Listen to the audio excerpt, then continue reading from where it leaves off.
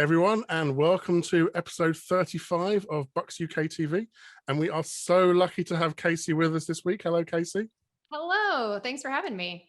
And our stellar stream of guests continues, each one better than the last, of course. Casey, reporter for the Bucs since 2015. And before that, my stalking on LinkedIn tells me you sullied yourself at the St. Louis then Rams, the Washington Wizards, the Washington Mystics, and Disney. You're a graduate of Missouri and originally from Texas. That is correct. Look at you guys. There we go. We do our homework. But we haven't done all of our homework, so maybe let's start at the beginning with you. Tell us a little bit about how on earth you fell into doing the job that you're doing and what made you want to do that and how you ended up with the Bucs. Yeah, so I was 12 when I realized I wanted to be a reporter. My school actually had a little TV station. We recorded on very breaking news like the lunch menu. It's very serious journalism. And then in high school, we had the same thing. And my teacher in that class said, you know, I'm going to let you interview for a couple internships. You're not going to get them because you're 17, but it just will give you some experience. And they were with the Dallas Mavericks, the NBA team near where I was from, and with Fox Sports Southwest, which is like the regional sports network essentially for all of the Southwest part of the US. And so I did those interviews and I actually ended up getting both of them, which is crazy. And so I started doing internships from 17 all the way to 21 or 2. That was everything from NBA, NFL, local sports stations, all that kind of stuff. And then at Mizzou, in college, they own the NBC station. So instead of doing projects for class, you're actually on the NBC station that anyone near there living is watching, which makes for some very entertaining news for all of those people watching us poor college kids crash and burn multiple times. So yeah, all that just really, those internships were what made me realize like, man, why had I not thought about sports? I had just thought news, but I played basketball, softball, track, volleyball, all these things. I'm like, why had this not occurred to me? So then out of school, I got the internship with Disney that was for people who were either in their master's degree program or just out of it. And I got to do public relations, social media, all of that. But I actually was a little worried it was going to take me out of the broadcast route. I really only took it because I tore my ACL playing basketball right before I graduated. And I physically couldn't carry cameras, do a lot of the reporting stuff. So I was like, all right, I'll take this desk job, PR thing. Worried, oh my gosh, I'm never even going to get to do broadcast. I'm going to get put over here. And then the Wizards created that job because basically the whole team reporter thing had never existed before, that social media websites, all of that weren't big enough to have that. It was either you worked for like a local, regional, or national station. Those were the only jobs. So that job got created. At that point, I think it was only the Wizards and Celtics that even had it. And I applied along with 300 other people. And they were like, yeah, we picked you because you also had the PR, social media marketing, like all that stuff at Disney. So it really is what set me up for this kind of career. And then, so it was a blind online application for the Wizards. And then same thing with the Rams. I didn't know anyone. I didn't have anything, just blind online application. And then my boss with the Rams started working for the Bucs and asked if I wanted to come to Florida. And at the time it was, I think 10 degrees in Missouri and 75 and sunny here. And I was like, yeah, that sounds good. So that's how I ended up here. We poached you, headhunted. Love it. And the rest is history. Yes. Now, most of our members, although we do try and get across to as many games as we can, obviously not as many this season just gone, we mostly know you from what you do on Buccaneers.com and the social media side. But on game day, as we saw at Tottenham Hotspur's ground, you're quite busy on the sideline. How did that come about? And how do you find that versus, being in a camera? Yeah, it's very different. Honestly, I think that might be the hardest thing I do in my job, which a lot of people wouldn't guess, but there's a lot to it. I mean, one is obviously it's not really scripted. There are elements but there are things I have to hit that are sponsorship things where I have to say certain titles or I have to get in certain messaging because people have paid for it. There's no teleprompter. It's all just out there myself. And I have my producer talking to me in my ear because of the time we have to get it in or telling me to toss to certain things. And there's the delay on the microphone. So I say something and then I hear my own voice spit back at me on all those speakers. So I'm hearing my voice, I'm hearing my producer's voice. I'm also having to maybe talk to fans and hear them. And if anyone's ever been on those phone calls where you start hearing your voice back at you, you know that it's beyond overwhelming. So that is definitely one of the harder things I do. I've gotten a lot more used to it now, so I'm not as nervous as I was when I first started. But yeah, I didn't do that as much with the Rams. I didn't do it at all with the Wizards. They had more of like a DJ kind of guy that did the in-stadium stuff. So that was a very new thing for me with the Buccaneers, and took some practicing where I would just go in the stadium and talk to myself on the mic for a while to get used to it. But I love doing it because getting to be on the sideline for games, I mean, you can't beat that. And getting to go and see some of the fans, bring them down, get a chance to meet everybody. Yeah, it's a blast. I really love it. And it was something I missed this last year, that I was still on the video boards, but I wasn't allowed on the field because of COVID. So they built me a giant treasure chest that I stood in, which now I'm like, well, now I don't want to give this up. This was so fun. So we'll see if it's still mine this next year. Fantastic. Thank you.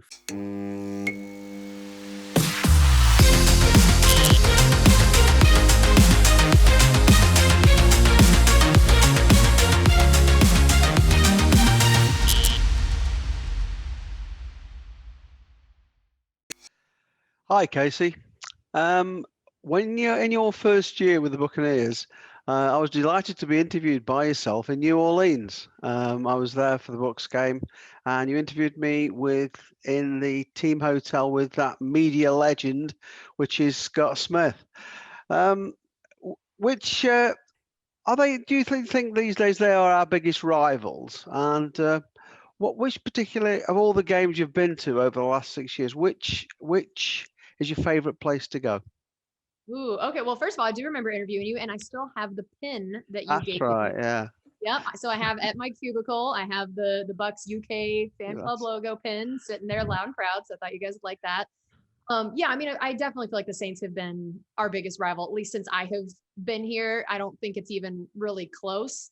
It'll be interesting to see now without Drew Brees, if that's still the case. I mean, everything about that team is going to feel so different because he was sort of what defined the Saints in a lot of ways. But I do think that that stadium definitely makes it also feel like a rivalry. Those fans are very intense, and it is because of that dome and it is so loud. If people have not been there, it is crazy. I've been both in the press box and on the field, and it is hard to hear yourself think that they kind of got that unfair advantage of that dome. I would say in terms of my favorite place to go, I think, outside of obviously, like, we're not talking about the Bucs Stadium, so other places, I think my favorite might be the Vikings. Really? Yeah, and I feel like they remind me of what I imagine a lot of the European football clubs atmosphere is like. I hope I got all the terminology right there. I started to say soccer and I stopped myself. I'm working on it. That they do a lot of chants that are, with everyone. They've got just their own vibe of that, where they had the ship that comes out like with a dragon head that's got smoke coming out of it. They blow the big Viking horn. They're all doing the skull chant. I just thought that was a really cool atmosphere. And of course, it's a very new stadium and really pretty. So I love that one. And then being from Dallas, the Cowboys Stadium, that's just ridiculous. It doesn't even feel like a stadium. It feels like you're in some art gallery museum fancy place. So yeah, those are both very fun places to go. Yeah, I've never been to the Vikings Stadium, but I've been to the Cowboys Stadium, and to be quite honest, I found it was nice, but I prefer the old one. To be quite honest, the old one had so much history and sort of thing with it. It was really, really good.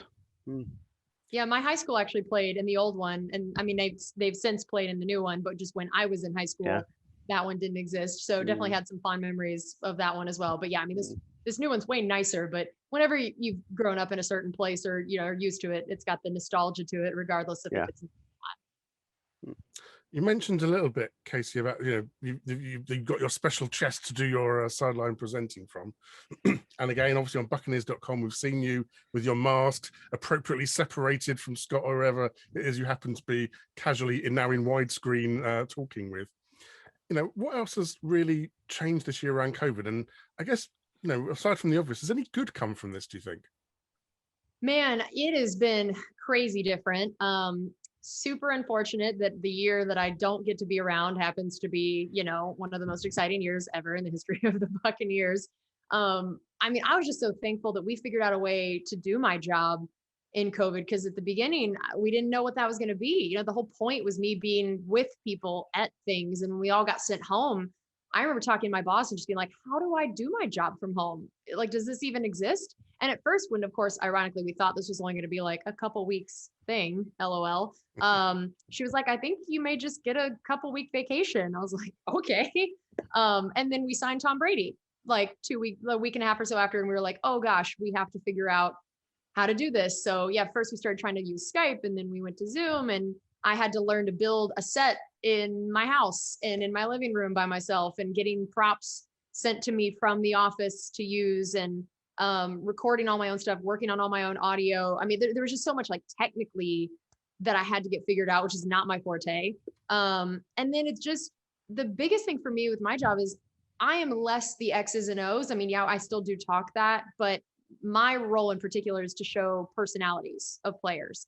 And when I'm not getting to be physically with them, we all know that you lose a little bit of something on Zoom. It's just not quite the same as in person, or even just me not getting to be around the facility was really tough, because that's where I get to know them, is passing in the hallway and, at the team dining facility, and all those just kind of casual conversations. That's where I learned the really important things about them that people don't know, that I then get to do stories on.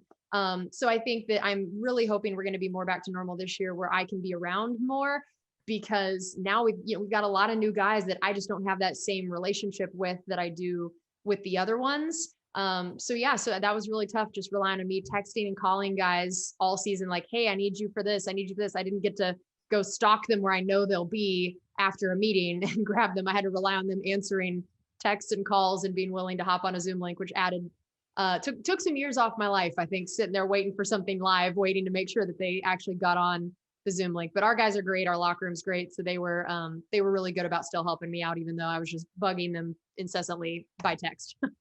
You're in good company. We see on the pressers all of the reporters trying to master Zoom and work out how to talk and how to mute. So it took them all year long, and they still didn't work it out. So we'll see how we get on. Alex. Yeah, thanks, Kieron. Casey, hi. Thank you for coming on. It's great to chat to you. So, with people such as yourself, Carmen Vitali, Laurie Locust, and Marvel Jafartafar, the Bucs have earned a really good reputation for promoting gender diversity. In your opinion, what do you think the league's next steps need to be to go even further with this?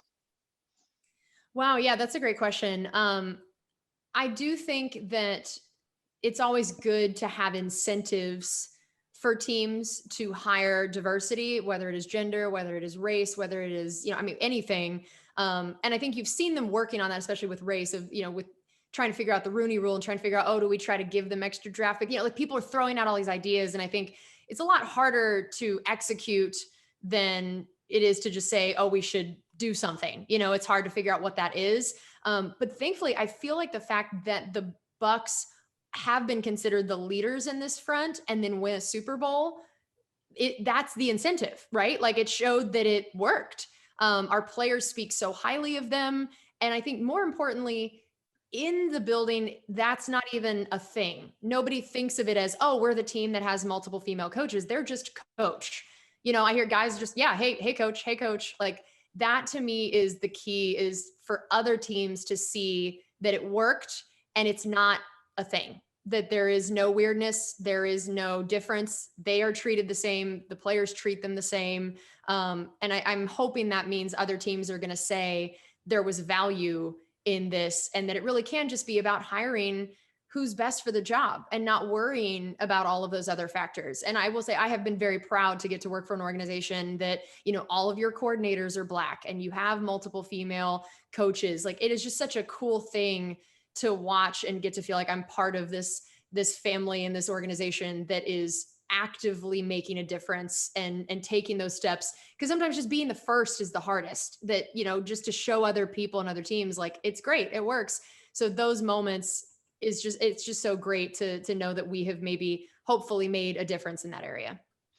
I mean, absolutely. You say about how it's a pleasure to work for an organisation that's leading the way. I certainly can say here at Bucs UK, we're thrilled to be following an organisation that is taking the lead as well. So I completely echo all the words you said there, Casey. Now, some of our members have been very lucky that they've been able to go on tours of One Workplace or Advent Health Training Centre, as it's now called. And we know that sometimes you need to instantly forget certain things, so to speak. That might be on the wall, that might just be around the place. But I'm assuming there are also occasions where you might pick up some insider knowledge. How do you manage to get this insider knowledge? Can you give us any tips on it? What's the secret? I think, and also kind of, how do you manage to not tell us? Yes, how do you keep it such a good secret as well? Yes. Okay, so you're wanting to know about what insider info there is in the facility? That sort of thing, if you can give us a rough idea, sort of just around the edges without obviously getting yourself in trouble. Interesting. Yeah. So one thing I think is that people, when I've given tours to like friends or family members in the past, that I always love telling them is the plates are gigantic, like that the players eat on. I just always think that's funny. And the problem is it's what we use when we go into the dining facility too. So everybody jokes that staff members, it's like this, first year 15 pounds that everybody gains when they start eating there, because you forget that the plates you eat on at home are like this, and then at the facility they're like this, and so you fill them up and you start realizing this is like having seconds and thirds of all these proportions here. They are built for 300-pound linemen, not for me. So I've always thought that was pretty funny that the plates are huge. So that's one thing. And yeah, and then all the chairs in like the main meeting room and the chairs in the dining facility are also a lot wider and a lot bigger. So it's a place that is built for big people, which I think is pretty funny. So yeah, that's typically some of the things that I feel like people enjoy finding out about and hearing about. And then also in the press conference room, it's cool that they have a podium, and it's even remote control where it can like raise and lower for the height of the person speaking, so that you don't have to do that awkward, like adjust the mic, adjust this. Cause sometimes you'll again have like, a shorter coach or staff member or something talking, and then they introduce a new offensive lineman that's, a foot taller than them, and it just until it's their height. So I think that's kind of cool. Oh, that's fantastic. Thank you, Katie. That's brilliant. Thank you. Mm-hmm. Okay, so if you are watching this on YouTube, you have a matter of hours, if not less than that, to get onto the forum and get your entry into the draft competition. The details will have been in the last member email. The entries go on the forum on our website. You need to tell us who the Bucs are going to pick in the first 3 rounds, or their first 3 picks by position. You need to get it right if you want to win the prizes. And on the screen at the moment, you can see this is the choice of prizes. You could have the cap or the program, you could have the top, or you could have the funky print with the player names. Good prizes for a good competition. Make sure you get online and have an entry. As ever, I want to say thanks to Bucs Report for their help in supporting our podcast. We really appreciate all that they do, and it's nice to mix in with all the fans, not just over in the UK, but in America, stateside, globally, everywhere. And of course, as part of that mixing in, please do join us on social media. At the beginning and at the end, you can see all the links, and the links are below down in the description. So hit us, like us, follow us, poke us, do whatever you need to do. But whatever you do, please get in touch. Phil, speaking of getting in touch, we want obviously all our members to renew. What do they get and how do they join? Well, the best thing to do is go onto our website, follow the link to how I join, and so just fill in the form. What we do then is we will send you out a membership pack, which this year includes a very, very natty patch this year, and just go from there. But if people do join, please join in with the club, enter the competitions, and go on the forums, things like that. Join in. This club, you will only get out what you put in. Yeah. And we're definitely willing to give back. So one of the ways of giving back, we're desperate to meet up face to face, aren't we, Alex?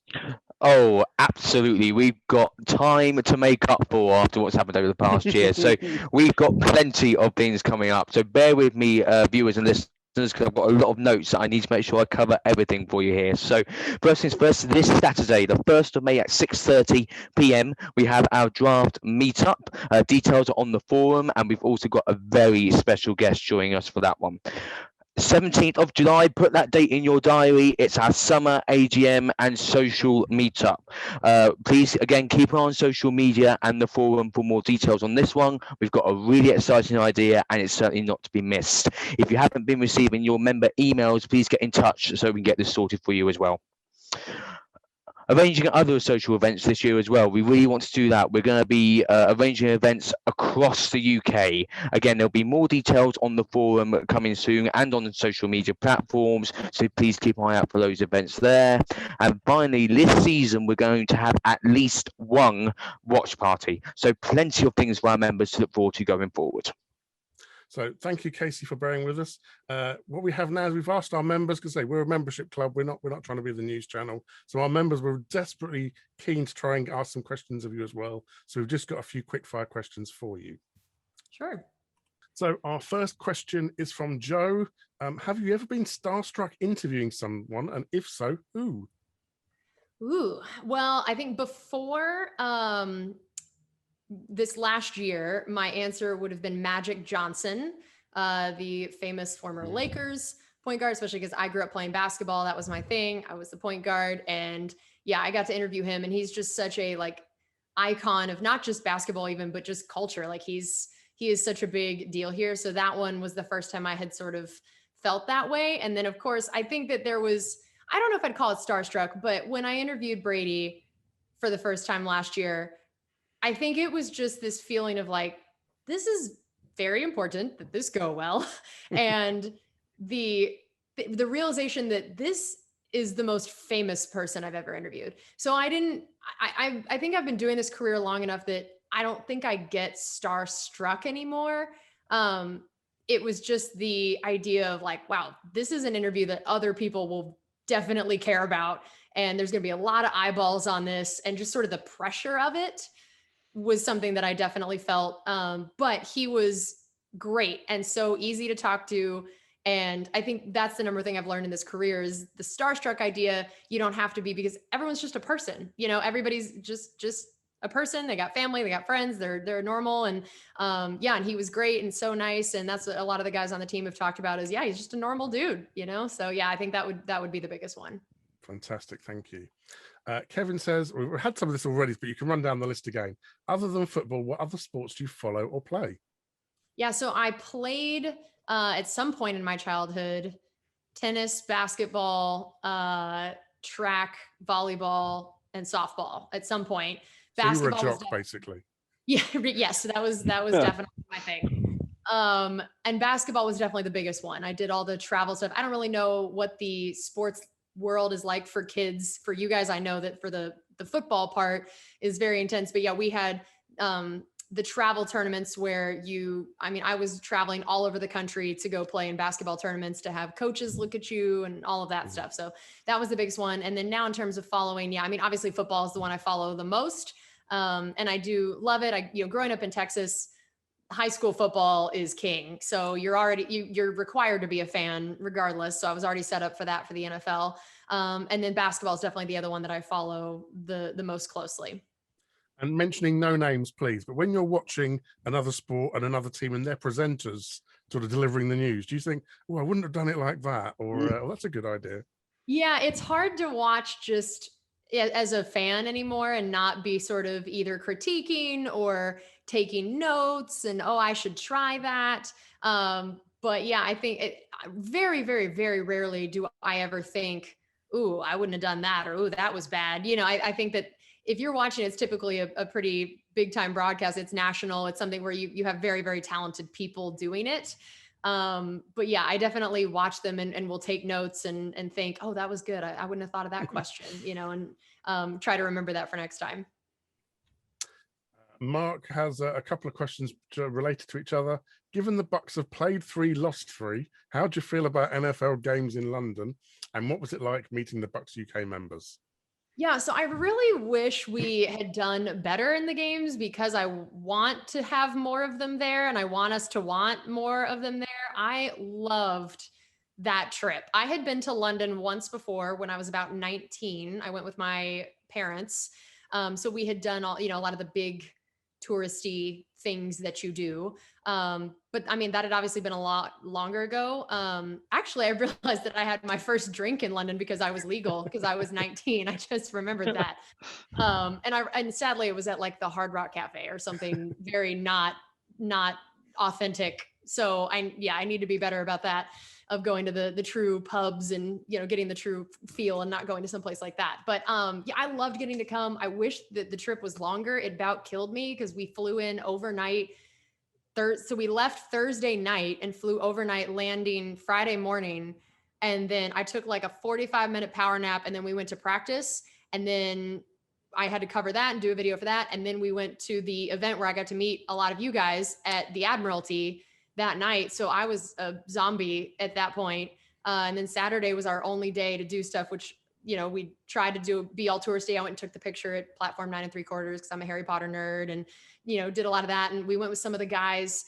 You'll have to help me. I'm trying to remember the name of the street with the real expensive shopping. Regent Street. What was the first? What was the one? Carnaby Street. Regent Street. I think that one. I think it was that one. So we went with a bunch of the players and filmed them shopping at some of those really expensive restaurant or expensive stores, which was crazy. Walked around, saw stuff. So that was amazing. And then we had the game Sunday, and then we flew out Sunday night. It was like the moment I had started to get over my, you know, jet lag, we just hopped right back on a plane and did it again. So it was a whirlwind. I would love if we could maybe stay a little longer next time. And if we could win, that would be great. But yeah, I hope we do more of them there. It's amazing. I think it is kind of hard on the players and their bodies and being sleepy and all of that. So it can kind of put you at a bit of a disadvantage, but it's such a fun experience for everybody that I think it's worth it. And yeah, hopefully we'll, now that, you know, we are just having more success in general as a team, hopefully that'll translate to a London game if we have one. Absolutely. Thank you. And then lastly, from Phil, what's your favorite memory or story from the Super Bowl and the celebrations since? Oh man, I think the best memory was the moment the confetti fell.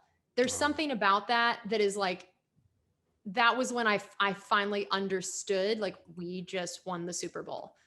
Like, this is crazy. Cause it was weird when it was in our own stadium. There were moments that I was having to remind myself, this is the Super Bowl. This is not just another home game. And when that confetti fell and I got to watch all the players' families go out on the field and celebrate with them. I remember seeing Mike Evans doing snow angels in the confetti with his daughters. And like, there's just something magical about that moment. And I got to take a picture in the confetti, and I even like picked up some pieces to keep. And I found out that some of them are shaped like the Lombardi Trophy, which I didn't know.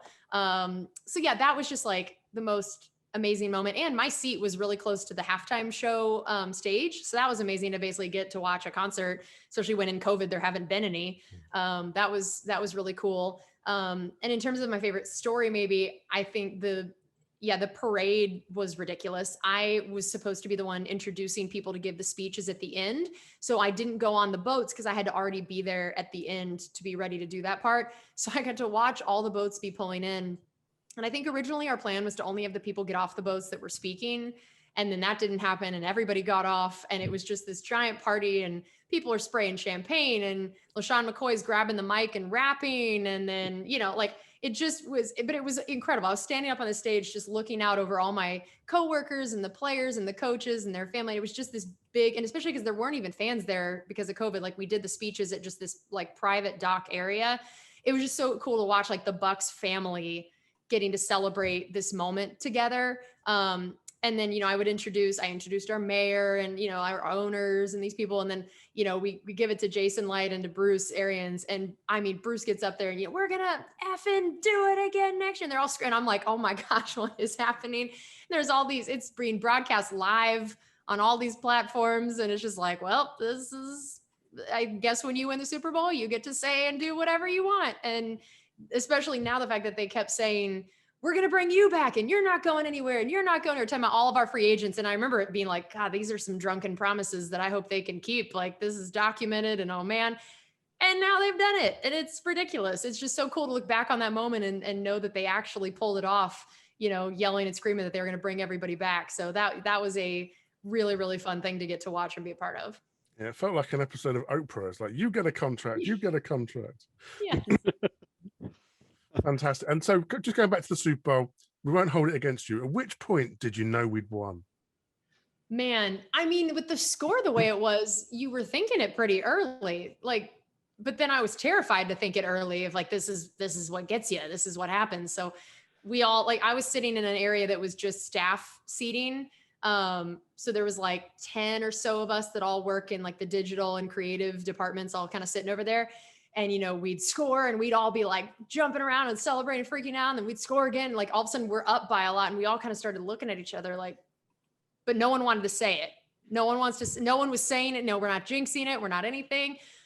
I think at halftime, I felt like either we're going to win or this is going to be the worst thing that has ever happened. Like we were up by enough that I just thought, oh my God, it was like, I was so much more stressed, I think, than if it had been close, because then it was just like the fear of losing it got so big compared to just trying to win it. But yeah, I want to say probably with like 6 or 8 minutes left in the fourth quarter, I was like, okay, like, I don't care if you're Patrick Mahomes. I don't care. Like, there's just no way. Our defense is playing too well. There's not enough time. So I think about 6 to 8 minutes in the fourth quarter was when I started letting myself actually breathe and think like, oh my gosh, we're about to do this. Perfect. I think, yeah, well, someone who shall remain nameless, but maybe wearing a red top, he called it at halftime on Twitter. Yep, might have done. Yep, might have done that. Whereas I was going to wait till like an hour after the game had finished just to make sure. Yes, just to make sure they'd call it. Yeah, if we had lost, it would have been your fault. That's the thing. That's why none of us wanted to call it. Yeah, it would have been your fault. So yeah, we definitely got him down for a lynching if we'd have lost. Yeah. There's no two ways about that. I might have called it early in the championship game as well, where Green Bay almost pulled it back too. So you know that got a bit hairy on that one. Yeah, and you didn't learn your lesson. I mean, how did that not scare you into not making these predictions early? But it's all right. We won, so it's okay. So maybe we should have you call it early. Maybe every game from now on at halftime, you should just say. With pleasure.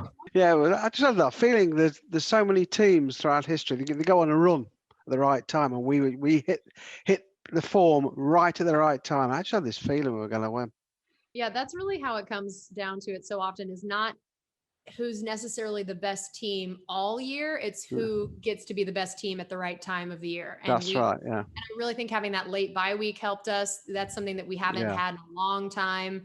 And I mean, we all knew that it was going to take a bit for this offense to gel. That I don't care if it's Tom Brady, you still have a new quarterback and a new system with new wide receivers and all of that. And without a preseason, without an off season, it was just going to take a while. And I think that we just hit the stride. Thankfully, we did well enough at the beginning to put us in a position to be in the playoffs. And then, yeah, we just got it. It was like, man, that bye week and those games that just, that amazing. Green Bay, I think there were a lot of the moments that just said, all right, we've got this figured out now. Yeah. Fantastic. Thank you, Casey. And that about wraps us up. We're out of time. So Alex and Phil, thank you very much. Casey, of course, thank you very much. If ever you need a renter mob, just give us a shout. We'll be there for you. I love it. Yeah, I definitely need another trip to London. We can all meet up at a pub and you guys can tell me the place I need to drink instead of Hard Rock Cafe. Hopefully we can actually catch a plane and come the other way this year. You know, we can't go anywhere at the present moment in time. But hopefully we can get across and watch them play live this year. Yeah, hopefully so. We're hoping to have that full stadium rocking again. Everyone get a chance to be a part of it. And hopefully you guys are part of that as well. Yeah. Absolutely. Thank you. Good luck with the draft. Good luck with the coverage, and we'll see you on the sideline soon. Awesome. Thank you.